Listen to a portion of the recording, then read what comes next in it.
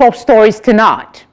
Kano APC sacks party's ward leaders for suspending national chairman. Transmission Company of Nigeria restores national grid after fire incident at Afam Power Station. Army denies shooting civilians in Bokkos local government area of Plateau State. Clash between Sudan's army and paramilitary forces leaves at least 6 dead, 61 injured.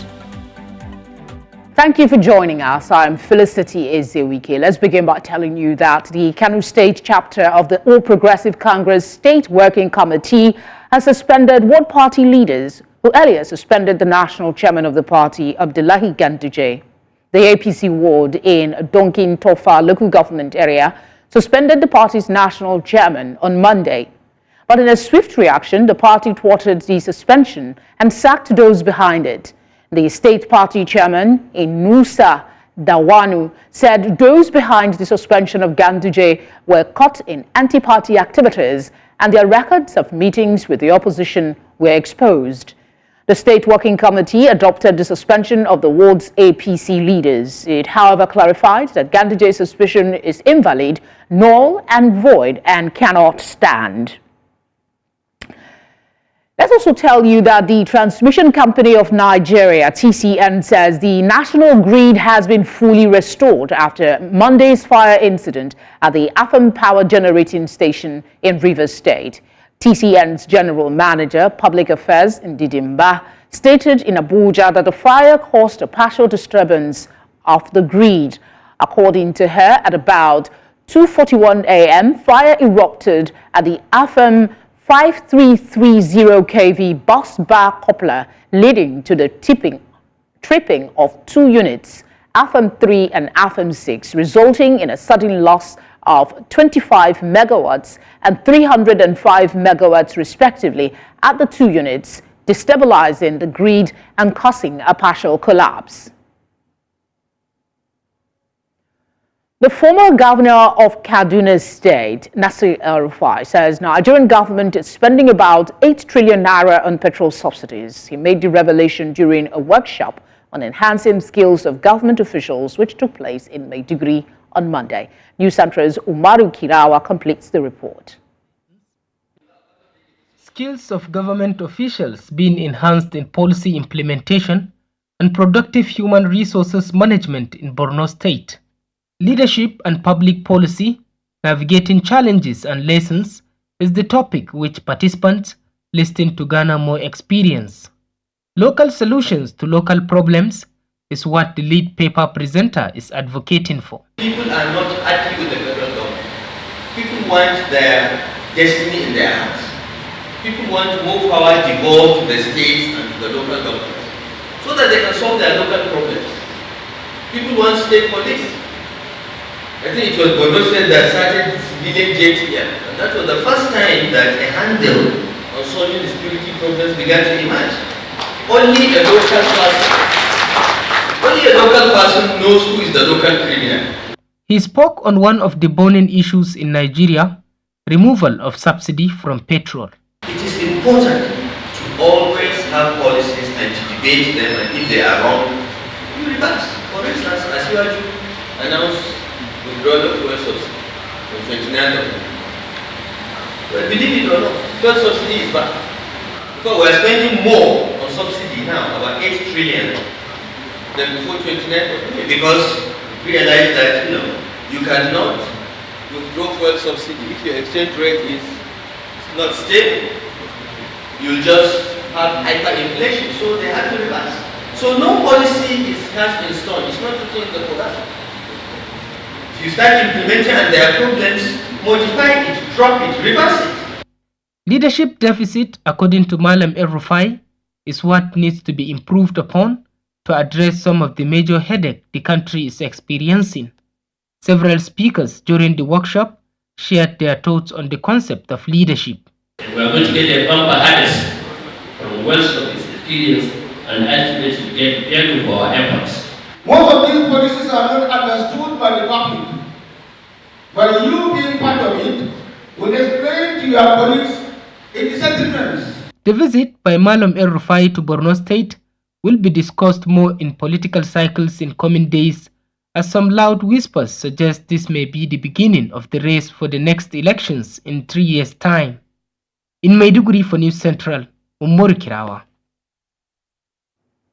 Many thanks, Umaru. Go on a short break now. When we come back, the news will continue. We'll be telling you about the Labour Congress and the new minimum wage suggestion. Stay with us. Good to know you're still with us. Now, over the weekend, organized labor in Nigeria submitted a fresh proposal to the federal government of Nigeria demanding 615,000 naira as the new minimum wage for workers in the country. According to sources, the amount monthly was reached after consultations by the two major labor centers, the NLC and the TUC.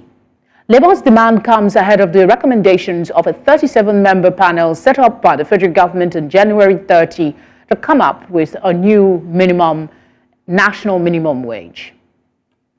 To discuss this, I'm joined by labor law expert Ireoluwa Oguntuashe. Ireoluwa, thank you very much for joining us. Some would instantly say these unions seems to be reaching for the stars. How realistic is the actualization of this new demand in your view?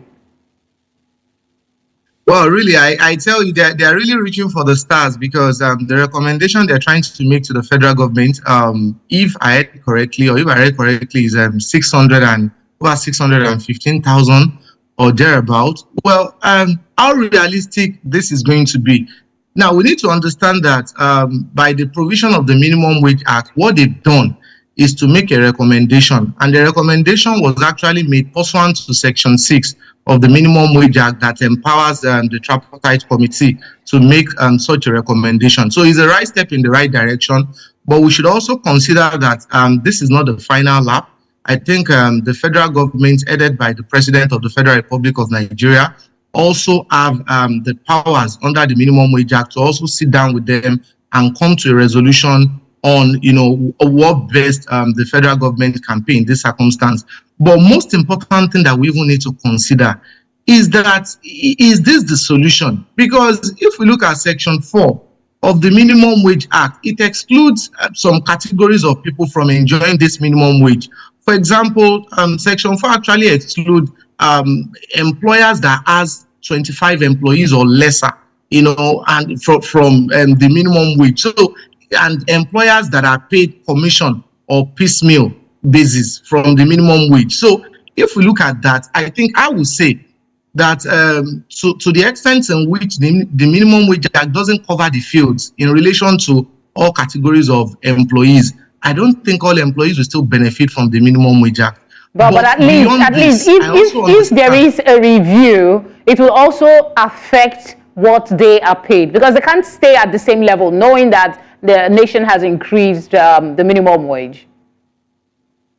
You think so? You think so? I don't think so, because even if we consider the employees from the private sector, you are saying that if they increase the minimum wage, then automatically the minimum wage will apply mutatis mutandis to employees from the private sector. How many employees from the private sector can pay 100,000? Let alone saying that they're going to pay 615,000. It remains to be seen. I think it's an interesting scenario, and I think one of the things Labour is also trying to leverage on is the fact that there is also increase in electricity tariff, and they are also planning to use that as a joker to the federal government to also negotiate and to be strong in their negotiation. But I think in all of this, it is not only the federal government that are the major stakeholders. I think they should also consider the major stakeholders so that some people will benefit, so that it will not amount to a situation whereby some people will benefit and some people will not be able to benefit. I'm sure maybe that's part of the consultation and the tripartite committee, the 37 tripartite committee that was set up by the government. Yeah. We know that the act that allows the minimum wage is set for review this month, right? Also, yes, the committee that was set up by the government was about 2-3. This is the third month, if I'm not wrong. January, February, March, April. So, is there any information? You are correct. Yeah. Is there any information on that tripartite committee, what they have decided, and what recommendations they have for the government? And do you think that they have been working with the Nigeria Labour Congress and the TUC, as well as other labor unions, to come up with this figure? Now, in answering your questions, we need to understand that the meaning of that tripartite committee will be the labor on one hand, the federal government on the other hand, and the private sector too. These people will make up the tripartite committee. And when we now talk about the tripartite committee, Section 7 of the Minimum Wage Act now states it as to the particular members of the labor that will be part of the tripartite committee, the particular members of the private sector that will be part of the tripartite committee, and the members of the federal government that will be part of the tripartite committee. So by even mentioning the tripartite committee, you've already incorporated the major stakeholders, as far as this deliberation is concerned. And the recommendation, they've all come up with to the president is 615,000. And the labor on its own are saying that the basis of this recommendation is that there has just been an increase in electricity tariff. Now, the only thing they can do, and which they've done, is that they've made recommendation. And we all understand the meaning of recommendation. Now, the question is that recommendation binding on the president or on the federal government? Of course not. The federal government will still have opportunity to also go ahead and review it and look at its books and now also come up with their own recommendation. So I don't think it's not yet uru as far as this proposal of the tripartite committee is concerned. I know that it's still going to be an ongoing discussion, and I know that they'll be able to arrive at a resolution. But one thing I know is that they cannot remain at the 30,000, but I don't think it's going to also be fixed at 615,000. An intriguing thought came to my mind, and I want your response as briefly as you can. There are suggestions that setting up of these committee is just a distraction, that at the end of the day, government will do what they want to do, and that 615,000 is way too much and cannot be done. I want your quick thoughts on that. Well, is 615,000 too much? For me, I don't think it's too much. But at the same time, I'm not the one to make the decision. And in relation to the question that the tripartite committee or the recommendation that it made, cannot hold water. For me, I think that the law is already there to guide. And I think the federal government has followed the law to the letter as to set up the tripartite committee and ensure that they made recommendation. Now, if the federal government comes up with their own decision, the parties can always sit down and look at it and come up with a fixed proposal that will not be inserted into the new Minimum Wage Act of 2024 as the case may be. But I don't think the federal government can wriggle out of the fact that they are not going to increase minimum wage. And I don't think the federal government will want to also at this juncture, do something that will infuriate the citizens or do something that would also infuriate the labor. Because we all know the way it goes. If the labor are not satisfied, they're always free to go on strike in relation to the Trade Disputes Act. I think that's what everybody's trying to avoid. Both of them come to an amicable resolution of this issue. Iraoluwa, thank you very much for speaking with us. Yes, you're welcome. And I pray that you also benefit from this increase in the minimum wage. That I also benefit. All right, thank you so much. Away from that, the coroner inquest held at the Ogba Magistrate Court to investigate the death of Sylvester Junior Oromoni, a 12-year-old student of Dowen College, Lekki, has concluded that his death was due to negligence on the part of the parents and doctor. Mikhail Kadiri, the coroner magistrate, declared that Oromoni's enlarged liver was not adequately treated, which resulted in his death. Oromoni died on November 30, 2021. His death was initially attributed to bullying and alleged a toxic substance he was forced to take in school. It was said to have mentioned that he was beaten by 5 senior students of the college before he died. Education stakeholders in Nigeria have blamed ungoverned spaces, a lack of access to telecommunication network, and poor infrastructure for the failure to achieve any meaningful progress in Nigeria's Safe School Initiative program. This was as they met in the nation's capital, Abuja, to review the initiative expected to guarantee a safer learning environment for children in the country. Marvelous Obomanu tells us more. 10 years after the Chibok school abduction, the memories of pain and despair remain fresh. Many families say they are yet to recover from the ordeal, while the Chibok community has been left deserted. To end these attacks, the federal government launched the Safe School initiative. However, 10 years down the line, stakeholders say the program has not recorded much success. Another challenge is that schools are either at the entrance or at the high end of the community. So basically, they are not in the middle of the community. None of the schools, to my knowledge, that have been attacked so far, none of them were registered but that does not mean that because they are not registered, they should not be protected. I'm only saying that there is need for us to register them so that we can have timely information. They say, out of the 21 minimum standards set for its successful implementation, only a few schools are even able to achieve a 70% benchmark. On average, states are implementing about 9 of the 21 minimum standards. So less than half of the minimum standards are actually being implemented. They're doing very well on the training of school-based management committees, on violence in schools, but the areas where they're really struggling are around safe school infrastructure, so making sure there's a lockable fence, there's a gate.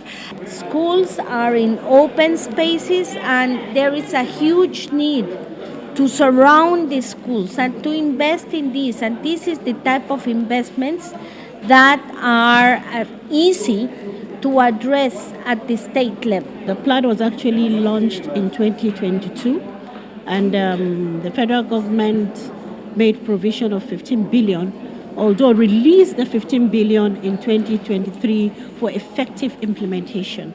And we started implementation late last year. We surveyed 81,000 plus schools, or 70% of them had no fences. Another 70% or even more had nobody, a security guard that is guarding the school. These abductions, according to some Nigerians, have raised concerns on the future of education in the country. They say government at all levels must give the program the needed push to herald a new dawn in Nigeria's education sector. In Abuja for News Central, Marvelous Obomanu. Nigeria's inflation rate surged to a new high of 33.2% in March 2024, a 1.5% point increase from February. This marks a slower month-on-month rise, 1.5% compared to February, 1.8%, but a significant 11.16% increase year-on-year. Food prices remain a major driver, reaching 40.01% inflation, driven by rising costs of staples like garri, yam and millet. Urban areas were hit harder, with inflation reaching 35.18% year-on-year compared to 31.45% in rural areas. Core inflation, excluding volatile items like food and energy, also rose significantly, reaching 25.90% year-on-year in March. To discuss this, I'm joined by Chief Executive Officer, Center for the Promotion of Private Enterprise, Muda Yusuf. Muda, thank you very much for joining us. Thank you much for having me. Good evening. Good evening, sir. Many analysts predicted 32% inflation rate for March, but here we are with 33.2%. Did you see this coming? Yes, of course. The trend has been consistent over the last couple of months, and up until March, nothing significantly has changed. If you look at the key drivers of inflation, you look at the exchange rate, look at the issues of insecurity, the cost of energy, cost of transportation, weak productivity, and so on. These have been all the key challenges affecting inflation and general price level.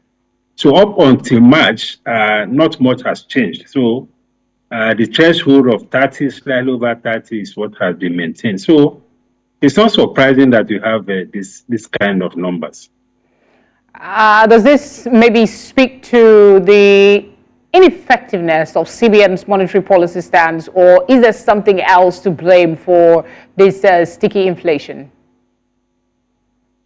Well, the inflation we have in Nigeria is essentially supply side driven.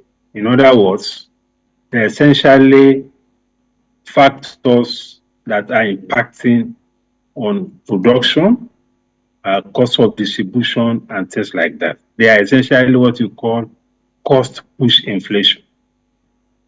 There's a limit to which the monetary policy instruments can impact on those. If you look at things like the cost of diesel, the exchange rate, for instance, the insecurity, issues of climate change, issues of logistics, and so on, there is very little impact that monetary policy can have on those key variables. And those are the major drivers of inflation. The monetary policy instruments are essentially about managing liquidity, reducing money supply, and so on and so forth. But to the extent that monetary policy instruments are now able to impact on a very key important variable, which is exchange rate, you may begin to see some positive outcomes as far as inflation is concerned, arising from the actions of the central bank. But that may not manifest immediately. It will take some time because normally there's a lag between when these actions take place and when you begin to see the results at the retail end of the market or the retail prices. So I think the outlook going forward looks much better than what we have. Possibly from April to May, we may begin to see a moderation in inflation.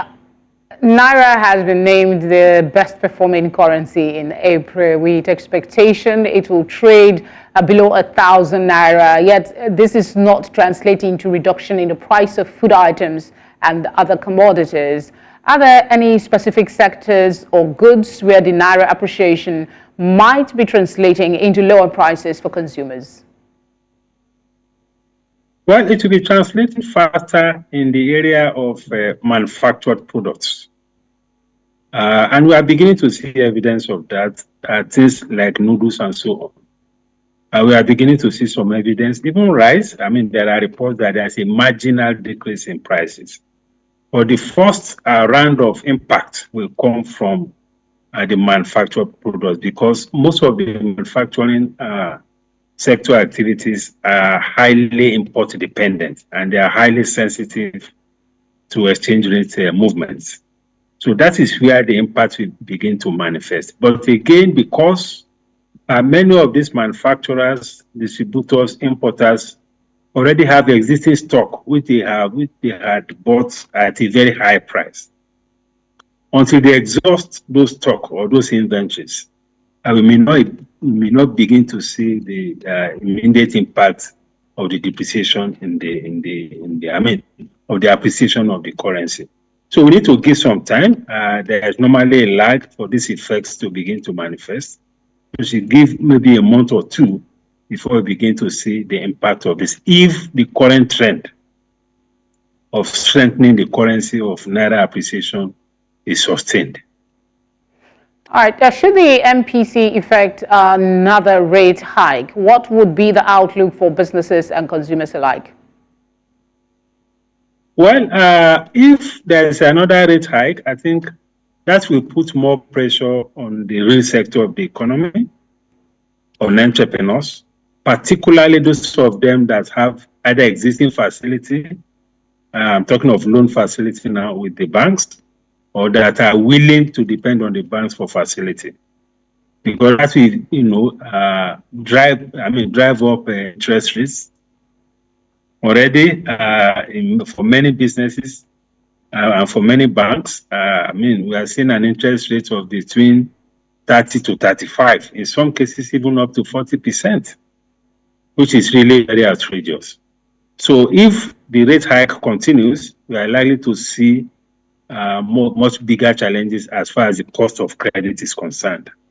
And that is not good for growth. It's not good for investment. It's not good for job creation. Because in dealing with the challenges of inflation, we should also worry also about increasing output. And it is these manufacturers, whether they're in manufactured products or agri products or agri processing, these are the people that will generate the output. These are the people that are generating the jobs. Okay. So we don't want an interest rate situation that will suffocate them in terms of either their ability to service existing debt or ability to access facility from the banking system. All right, Muda, thank you very much for speaking with us. We appreciate your time. Thank you very much. Nigeria's military Operation Safe Haven has dismissed an allegation that its soldiers shot innocent civilians in the recent attacks in Bokus local government area of Plateau State. The Special Task Force in Plateau, Operation Safe Haven, said that it is committed to remaining neutral, just and fair in its efforts to ensure peace and security of the residents of the states. Media officer of the operation, Major Samson Zankum, said this at a press statement made available to journalists following the allegation of the shooting of civilians by personnel of the operation.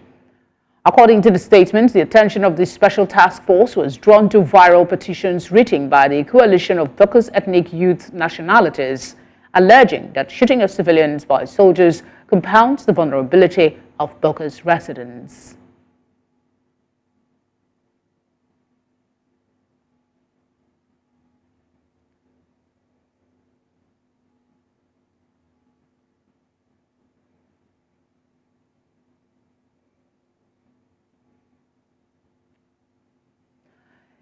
Still ahead, Sudan Army and RSSF clash leaves at least 6 dead, 61 injured.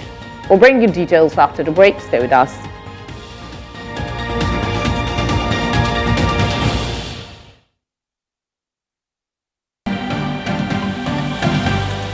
The news continues in East Africa, where 6 people were killed and several injured amidst fighting between Sudan's army and paramilitary rapid support forces in El Fasher in Darfur, 1 year to the day since the war in Sudan began. The Sudan Doctors Union said that the El Fasher hospital had reported 6 deaths and 61 injuries following clashes between the army and the RSF.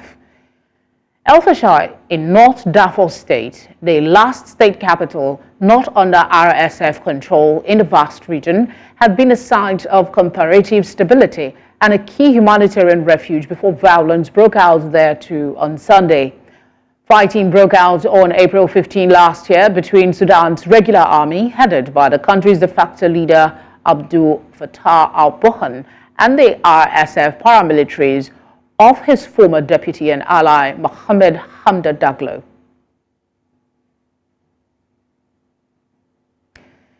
In solemn remembrance of the 30th anniversary of the 1994 genocide against the Tutsi, the Kwiboka 30 commemoration, the Rwanda High Commissioner in South Africa is hosting a ceremony in Pretoria in honor of the lives lost and to reflect on Rwanda's journey of resilience and recovery.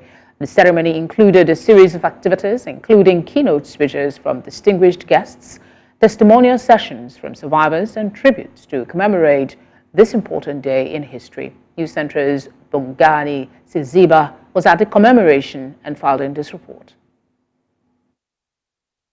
The hosts, Rwandan High Commissioner, a special event to commemorate the 30th anniversary of the Rwandan genocide. Foreign dignitaries, citizens and survivors gather to pay their respect and show solidarity with the people of Rwanda. It is a time to reflect, to honor the memories of those lost. Every year we remember the lives we lost. We comfort survivors. We pay tribute to the people who stopped the genocide, who were actually brave young men and women under the Rwanda Patriotic Front, the forces of the Rwanda Patriotic Front, which were led by our current President Kagame, that stopped the genocide when the whole world had actually turned their back on Rwanda. In remembrance of their own similar past, South Africa reaffirming Rwanda that such atrocities will never happen again. As we honor the memory of those who were lost, we reaffirm our commitment to ensuring that such a tragedy never happen again. We must confront the forces of hatred and division wherever they may arise and stand up for the value of tolerance, inclusion, and respect for human dignity. Solemn reverence and unity from dignitaries. It's a very important commemoration. It was a very important commemoration last week in Rwanda itself. Our former president took part in the commemoration. I think we all have a duty to make sure that these events never take place again. We are appreciating all of the efforts which are being doing by the Rwanda's government. And we hope that these kind of things, we don't wish to see it in the future. We don't want to see it. As we have moved from survivors who share their stories and experiences during the genocide. A simple matter. It's not anything that people can take the way they want, because if you don't do it, history can repeat itself.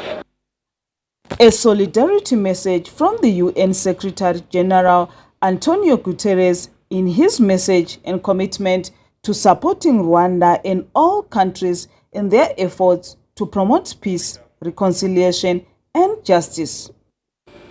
On this solemn day of remembrance, let's pledge to stand as one against all forms of hatred and discrimination. Let's ensure that the acts that began on the 7th of April 1994 are never forgotten and never repeated. Anyway, end of course. So, the Kubuku 30 commemoration is a reminder of the resilience and unity of Rwandan people and a promise to never forget the lessons of the past. In Pretoria, for News Central, Bongani Siziba.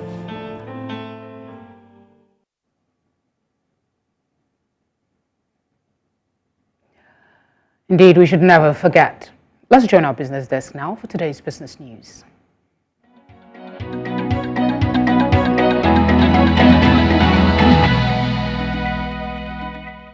Business news in association with Money Master PSB, the easy way to master your money.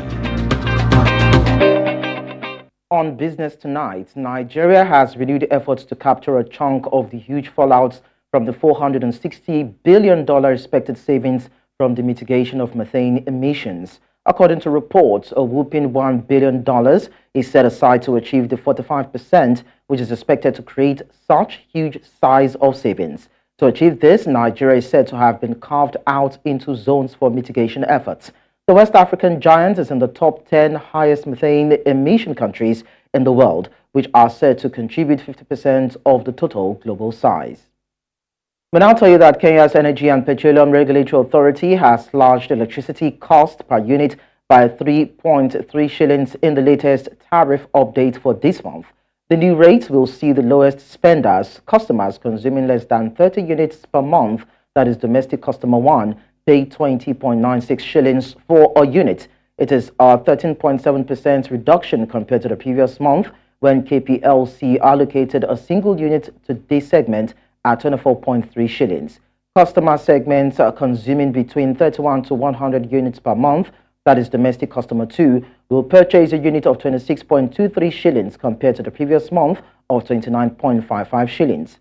The last segment of consumers using more than 100 units of power a month, that is domestic customer 3, will part away with 31.06 shillings for a unit as compared to the previous month where they were paying 34.39 shillings. Finally, the World Bank has said that for the first time this century, half of the world's 75 poorest nations are witnessing a widening income gap compared to the wealthiest economies, making a significant historical reversal in development trends. According to the report, per capita income growth in these countries has lagged the richest nations over the past 5 years.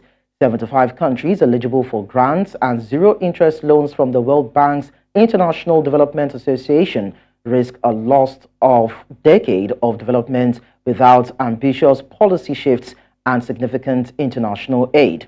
Growth in many IDA countries had already begun to taper off before the COVID-19 pandemic, but it would be just 3.4% in 2020 to 2024, the weakest half-decade of growth since the early 1990s.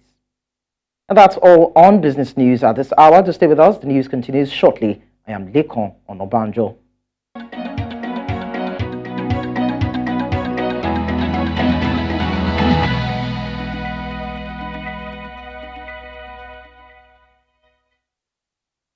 News in association with Money Master PSB, the easy way to master your money.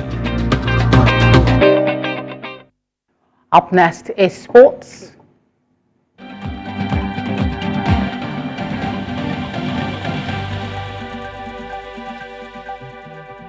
Sports update brought to you by Coroner. Coroner, we go the extra mile.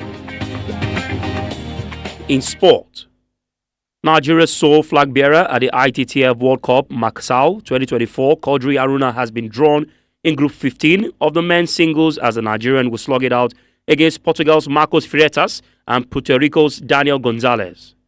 Egypt's Omar Assar has also been handed a tough task of progressing from the group. The 48 players have been drawn into 16 groups of 3 players in each group, with the winner in each group advancing to the second stage of the competition.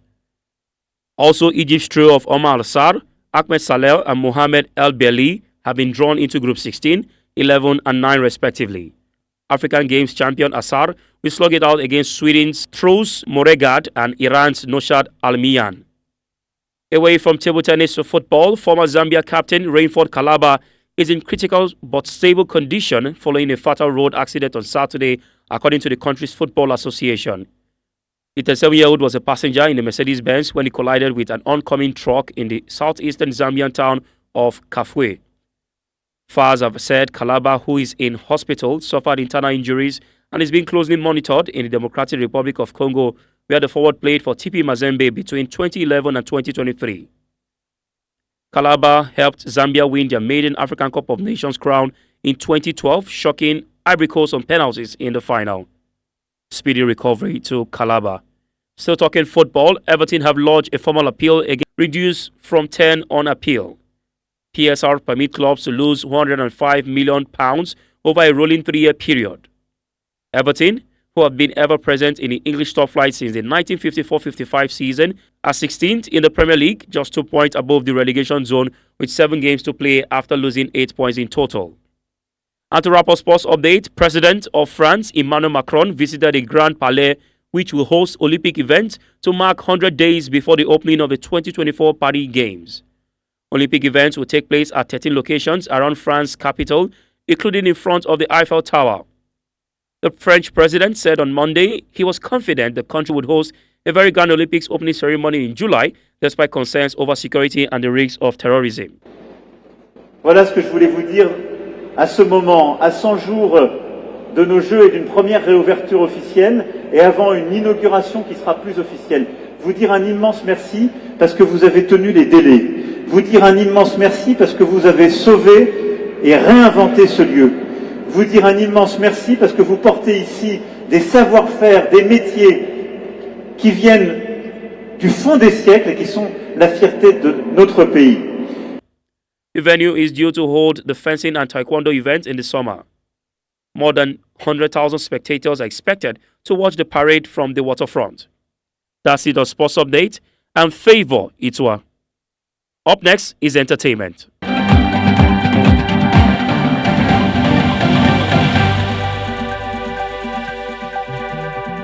Sports Update brought to you by Coroner. Coroner, we go the extra mile.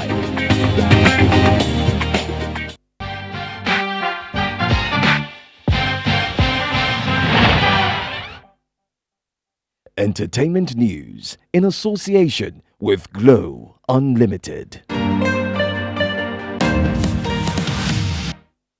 All right, Nigerian singer, songwriter, and producer Simisola Kosoko, popularly known as Simi, recently addressed the constant comparison fans make between her and her husband, Adekunle Gold. In the interview, Simi expressed frustration with fans who constantly compare their careers. She called these comparisons shallow, highlighting that they fail to recognize the unique parts and contributions each artist brings to the table. Now, Simi emphasized that while their musical styles may differ, their roles within their family as partners and parents hold equal weight, and these shouldn't be overshadowed by these superficial comparisons. Now, Simi's commitment to authenticity and individuality, both in her music and personal life, is top priority to her. Looking forward, Simi reveals she's currently working on her 5th studio album, focused on creating music that resonates with her and her dedicated fan base, as Simi remains dedicated to her craft. All right, now the London Stage Olivier Awards, a radical restaging of Sunset Boulevard, won big in 7 trophies, including the Best Musical Revival and the Best Actress for Nicole Scherzinger. Now, Dear England took Best Play, while Sarah Snooks and Mark Gatiss were among the acting winners. Now, Nicole Scherzinger and her co-star Tom Francis were recognized for their performance in Sunset Boulevard's flashy revival. Now, Operation Mincemeat won Best New Musical, and Stranger Things, The First Shadow, was named Best New Entertainment or Comedy. Now, amid celebrations, concerns were raised about the high cost of theater tickets and cuts to the arts education. Now, Snook and others delivered their heartfelt speeches acknowledging the challenge of their craft. Now, the ceremony conducted and concluded with a tribute to the National Theatre anniversary. Now, that's all we can take on entertainment tonight. Would take a short break, and when we come back, we jump right into what's trending tonight. Don't go anywhere.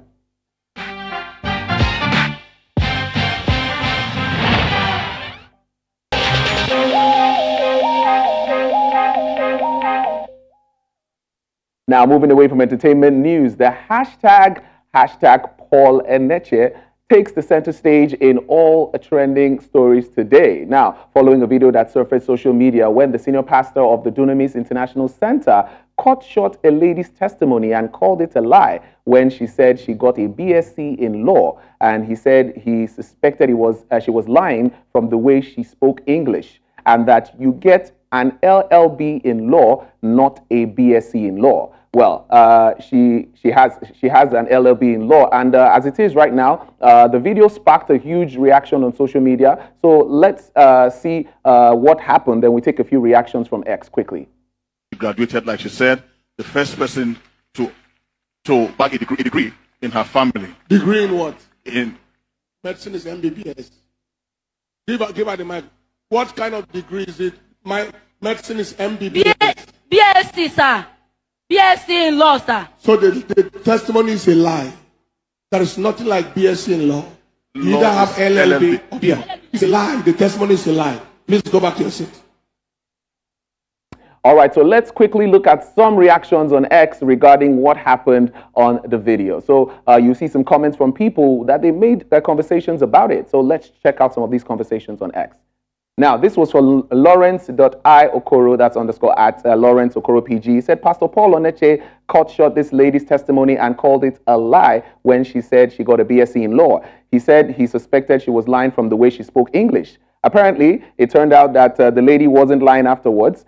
She has an LLB in law, but stage fright made her say BSc in law. There's a reason that the Bible says judgment will start from the church. All right, let's check out another tweet. Now, this from Area Father, that's Charlie Boy himself. He said, which kind of apology would them want Pastor Paul Eneche to apologize? Not be this kind lawyers and professors, them they use rig election. Well, now, the sad truth is that a lot of us never went to school to acquire knowledge. They only went to school to acquire a certificate. All right, but Oga Pastor, try take am easy. Not be we all sabi speak correct English. Now I make I follow my pidgin English because English is not my language. I wish I can only speak my mother tongue like the Chinese. Now I wait in Area Father talk with that, and let's check this one. This is from @JamesAgu_E. Say, how can someone who graduated with an LLB from the National Open University now say that she has a BSc in law. She even went to the church to give testimony, only for Pastor Paul Eneche to stop the testimony